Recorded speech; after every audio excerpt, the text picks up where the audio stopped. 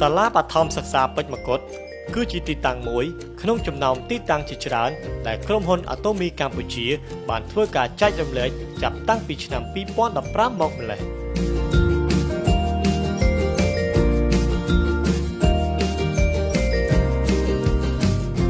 ភាពសប្បាយរីករាយនិងស្នាមញញឹមរបស់ក្មេងៗជាវត្ថុបំណងរបស់យើង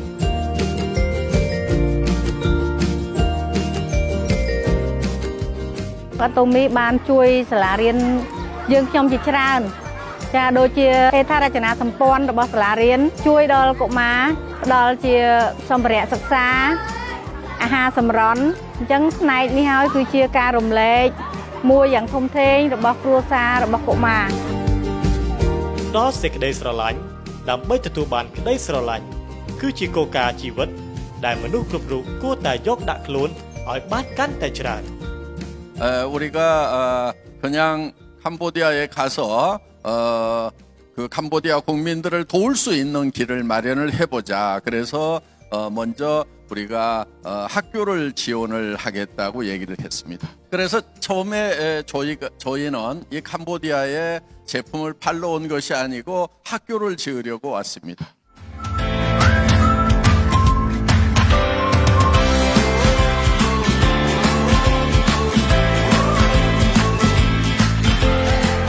ngày nay màu nó cứ cùm non trong mà khơi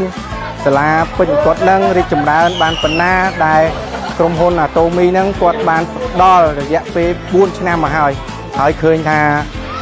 រីកចម្រើនបានច្រើនមែនទែន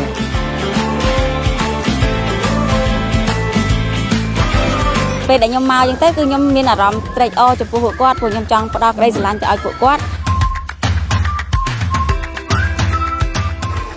សប្បាយចិត្តណាស់ថ្ងៃនេះដោយសារគាត់មកចំថ្ងៃ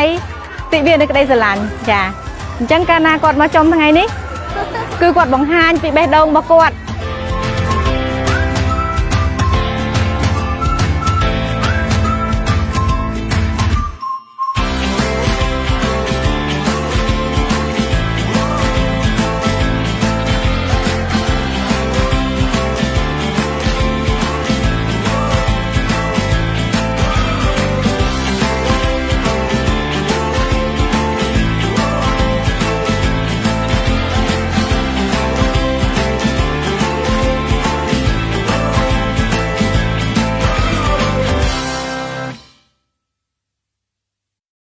វីដេអូនេះឧបត្ថម្ភធំដោយក្រុមហ៊ុនអាតូមីកម្ពុជាក្រុមហ៊ុនល្អផ្ដាច់ផលិតផលល្អផ្ដាច់មានផលិតផលសម្រស់ផលិតផលសុខភាពផលិតផលបន្ទប់ទឹកផលិតផលផ្ទះបាយនិងផលិតផលជាច្រើនមុខទៀតបើសិនជាបងប្អូនត្រូវការឬមួយចាប់អារម្មណ៍សូមទំនាក់ទំនងមកលេខទូរស័ព្ទ016 29